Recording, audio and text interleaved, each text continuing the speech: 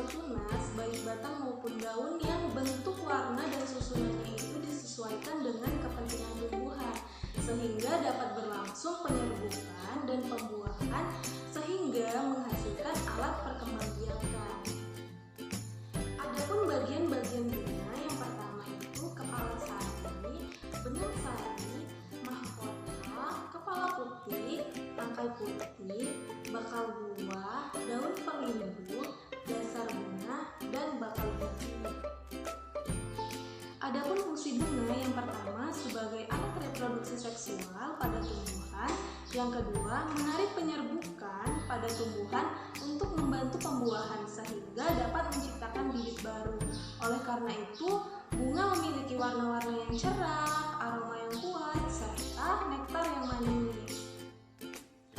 Nah, selanjutnya itu pengelompokan bunga. Berdasarkan alat perkembangbiakan atau alat kelamin pada bunga dibedakan menjadi dua. Yang pertama, bunga tidak sempurna, dan yang kedua, bunga sempurna.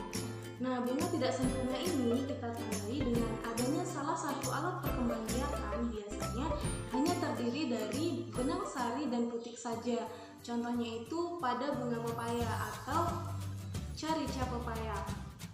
Nah, bunga sempurna adalah bunga yang memiliki alat perkembangbiakan dalam satu bunga yang sering kita sebut dengan hemafrodit. Contohnya itu pada bunga sepatu atau Hibiscus rosaceae. Berdasarkan kelengkapan penyusun bunga dapat dibedakan menjadi dua. Yang pertama, bunga tidak lengkap, dan yang kedua, bunga lengkap. Nah, bunga tidak lengkap ini adalah bunga yang tidak memiliki salah satu bagian bunga yang terdiri atas kelopak bunga, mahkota bunga, benang sari, dan putih. Contohnya itu pada bunga kamboja. Nah, yang kedua itu bunga lengkap. Nah, bunga lengkap ini dapat dilihat dari adanya kelopak bunga, mahkota bunga, benang sari, dan putih. Contohnya itu pada bunga mawar. Selanjutnya, jumlah bunga pada satu tanaman. Berdasarkan jumlah bunga yang dihasilkan tanaman, bunga dibagi menjadi dua macam, yaitu bunga tunggal dan bunga majemuk. Bunga tunggal adalah tumbuhan yang hanya menghasilkan satu bunga saja, contohnya kembang sepatu. Selanjutnya, bunga majemuk.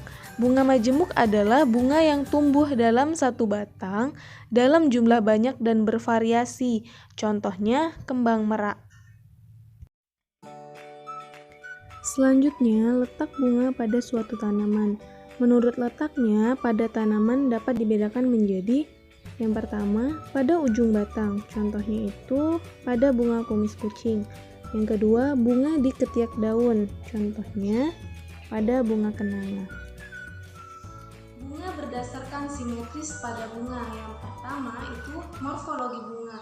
Nah, pada dasarnya anatomi bunga, monokotil dan dikotil itu hampir sama, hanya yang membedakan pada kelipatan helai mahkota saja.